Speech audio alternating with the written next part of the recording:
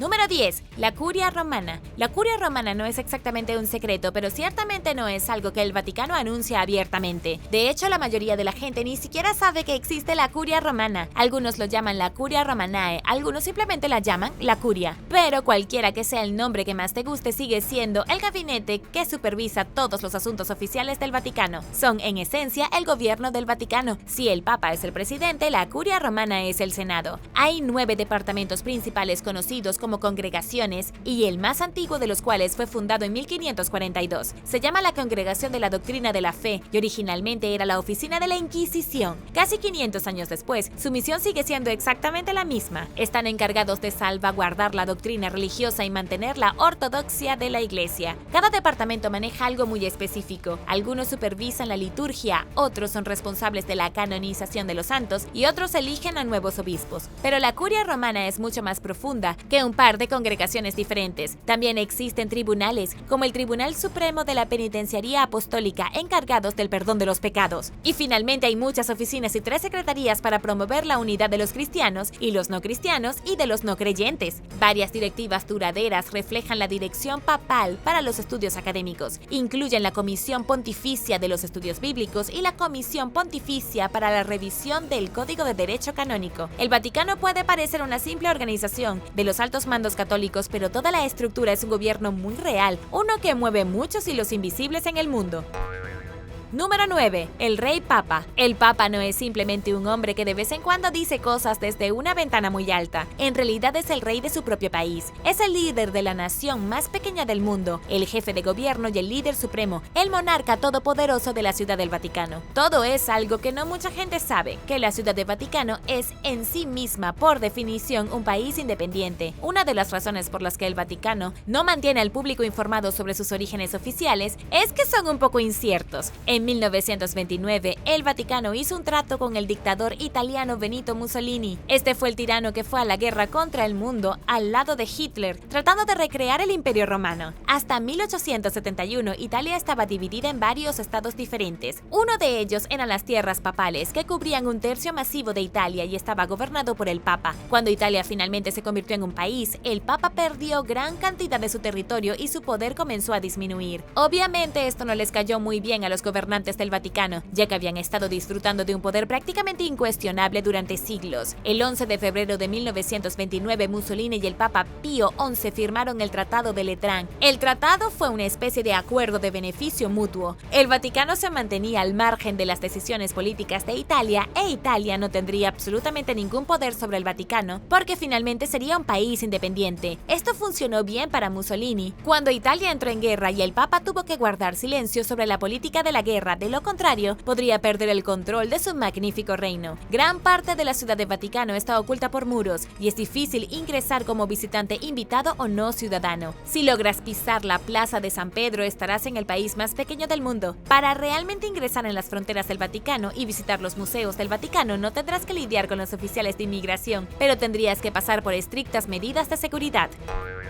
Número 8. La economía del Vaticano. Nadie sabe exactamente cuánto dinero tiene el Vaticano, pero sabemos que es mucho. El país más pequeño del mundo tiene uno de los mayores impactos en el sistema financiero global de cualquier otro órgano de gobierno. Inversiones, empresas privadas, transacciones bancarias, bienes raíces y mucho más. La economía del Vaticano es tremendamente complicada y enormemente secreta. También tiene mucho que ver con el mismo Papa o la Santa Sede. Dado que es el gobernante de la Ciudad del Vaticano, es él quien técnicamente controla todo su dinero. Los ingresos de la iglesia se generan a partir de algo llamado Peter's Pence, que fue un término que surgió en el siglo VIII. De personas e iglesias individuales de todo el mundo, la Santa Sede recauda su dinero a través de donaciones. Cada vez que alguien pone un poco de dinero en una caja de donación, ese dinero pasa directamente al control del Papa. El Papa luego toma ese dinero que ha sido donado a la iglesia y lo delega para ser reinvertido. La cartera de inversiones se distribuye entre acciones y bonos. Las divisas y los bienes inmuebles de Europa Occidental también se mantienen en la cartera. La iglesia incluso está activa en la Bolsa de Valores de Nueva York. Hay algunas oportunidades de inversión que la Santa Sede no hará. Por ejemplo, no hará inversiones en negocios que vayan en contra de los valores de la iglesia, tal como compañías farmacéuticas que fabrican anticonceptivos. En este sentido, la estrategia de inversión de la Santa Sede es similar a aquellas que emplean una política de inversión basada en la fe.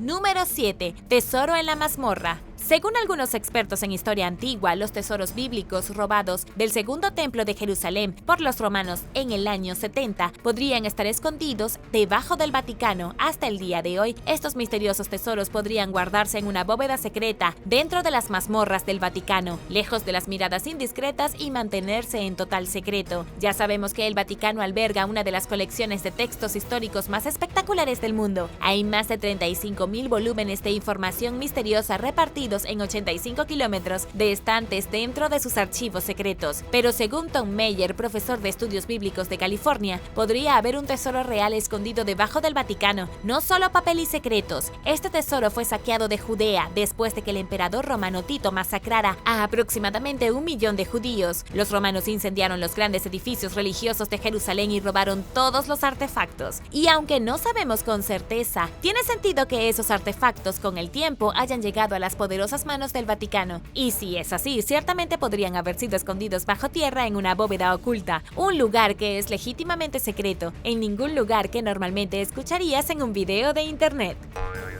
Número 6. Los asesinatos del Vaticano. El 4 de mayo de 1998, Alois Sterman y su esposa Gladys Meza Romero fueron asesinados en el apartamento donde vivían en Ciudad de Vaticano. Alois había sido el comandante recién comisionado de la famosa Guardia Suiza, asignado para su cargo solo unas horas antes de su muerte. Fue asesinado por una herida de bala en la cara. En cuanto a su esposa, oriunda de Venezuela, fue asesinada de un balazo en el pecho. Pero estos no fueron los únicos cuerpos descubiertos en el apartamento. También estaba el presunto autor, un guardia de nombre Cédric Tournay, que había muerto por un disparo en la cabeza. Al día siguiente, el supremo veedor de las verdades vaticanas se presentó ante los medios de comunicación y les contó lo ocurrido. Dijeron que una investigación interna reveló que Cédric había estado molesto con Alois. Alois era su superior y lo había sancionado por salir una noche de la Ciudad de Vaticano sin permiso. Debido a esta acción disciplinaria, Cédric no recibió una medalla al mérito. Enojado por toda la terrible experiencia, mató a Alois y a su esposa y luego se apuntó a sí mismo. Pero esto es justo lo que dice el Vaticano. La verdad es que nunca trajeron a la policía italiana, tampoco esperaron los resultados forenses o una autopsia. Era casi como que si ya se les hubiera ocurrido una historia para contar a las noticias de antemano. Las investigaciones posteriores demostraron que Alois tenía algunas conexiones bastante profundas con el Vaticano y se rumoraba que había algunos que no quería que subiera más en la escala. En cualquier caso, este misterio de asesinato fue resuelto técnicamente por el Vaticano, menos de 24 horas después de que ocurriera. Es solo que más de 20 años después, pocas personas creen la historia oficial. ¿Qué crees que pasó en ese departamento? Déjame saberlo abajo en los comentarios. Pero primero, si eres un suscriptor que regresa, bienvenido de nuevo. Y si eres nuevo por aquí, también asegúrate de suscribirte y hacer clic en la campanilla de notificaciones, así no te perderás los próximos videos.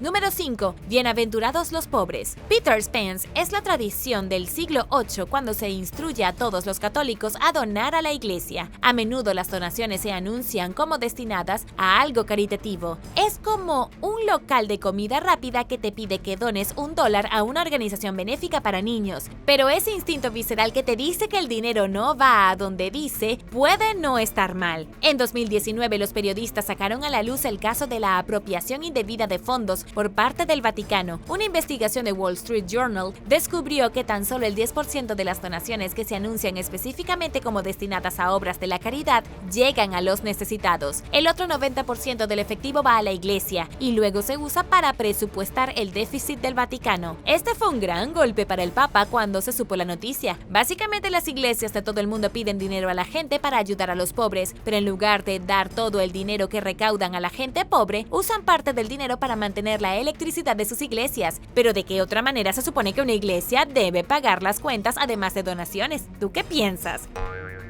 Número 4. La Guardia Suiza del Papa. En el año 1527, el emperador del Sacro Imperio Romano Germánico, Carlos V, acababa de conquistar a los franceses, pero tenía un problema importante. Carlos V no tenía suficiente dinero para pagar a su ejército de 34.000 hombres a pie. Los soldados estaban furiosos y comenzaron a marchar sobre Roma. Estos soldados querían el pago y lo iban a conseguir saqueando los estados pontificios. El 6 de mayo de 1527, el ejército imperial mal mal pagado del emperador del Sacro Imperio Romano Germánico saqueó Roma y causó estragos dentro de la ciudad durante 12 días. La única defensa que tenía Roma era la milicia de 5.000 hombres de la ciudad y 189 miembros de la Guardia Suiza del Papa. La última resistencia se hizo en el Vaticano y hasta el último defensor de Roma murió, excepto 40 guardias suizos que se comprometieron a escoltar al Papa Clemente VII a un lugar seguro. A pesar de que el Vaticano fue derrotado, el ejército imperial quedó completamente destrozado. Si bien tantas muertes parecen una pérdida inquietante para la Guardia Suiza, considera que la unidad de élite aplastó a la fuerza de combate del ejército imperial por 3/4 partes. De las 20.000 tropas que asaltaron la ciudad de Roma, 15.000 fueron asesinados o heridos por los guardianes de la ciudad. Básicamente, los guerreros del Papa resultaron ser incluso más duros que los 300 espartanos de Leónidas.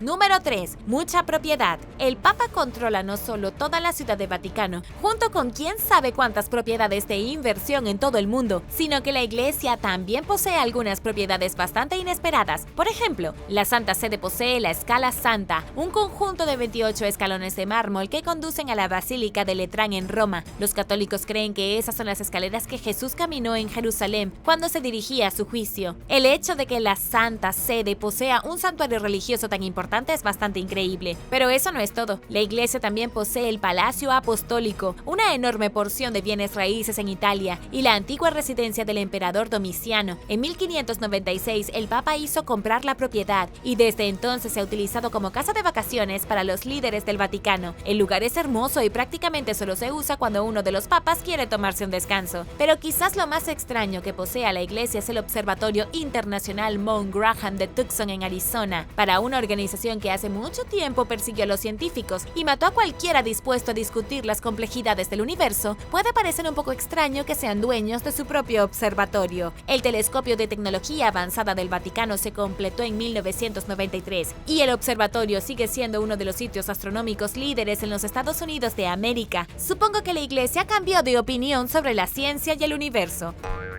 Número 2. Crimen mayor. Una cosa que no verás en los folletos del Vaticano es su tasa de criminalidad. Como el país más pequeño del mundo, el Vaticano tiene una de las tasas de criminalidad per cápita más altas. Si observamos las cifras, el Vaticano es el lugar más peligroso para los delitos no violentos. Sin embargo, ¿cómo puede ser esto cuando el Vaticano alberga a solo 1.000 residentes, la mayoría de los cuales son monjas y sacerdotes de la Iglesia Católica? Bueno, se trata de turistas. Hay alrededor de 18 millones de visitantes que cruzan la frontera hacia Ciudad de Vaticano cada año, y debido a que hay tantos turistas, se puede esperar que haya montones de delitos. El Vaticano tiene una tasa de delincuencia de alrededor de 1 a 1.5 delitos cometidos por persona cada año. Lo que eso significa es que, en promedio, cada persona que visita el Vaticano va a cometer al menos 1 o 1,5 delitos. Y si bien esto puede sonar aterrador, la verdad es que en realidad son solo muchos carteristas y delincuentes menores que roban en tiendas y roban billeteras. Según Crime and Punishment Worldwide, aproximadamente el 90% de estos delitos nunca son procesados.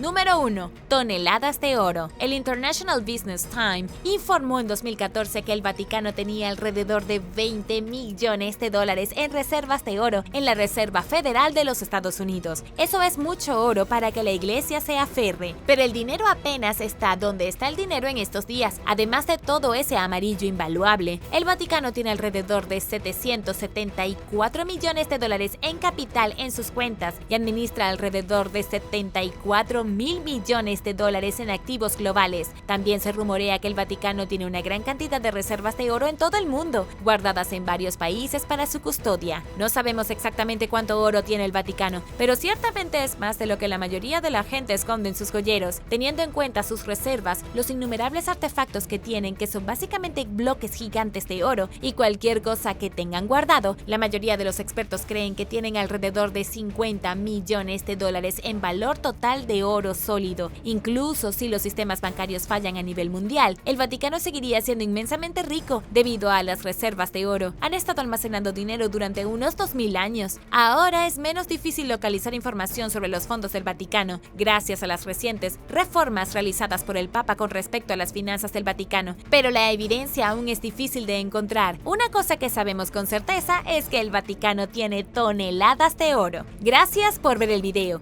¿Cuál de estos salvajes secretos secretos del Vaticano te impactó más? Déjame saberlo abajo en los comentarios. Y no olvides darle me gusta al video. Asegúrate de suscribirte antes de irte y nos vemos la próxima vez.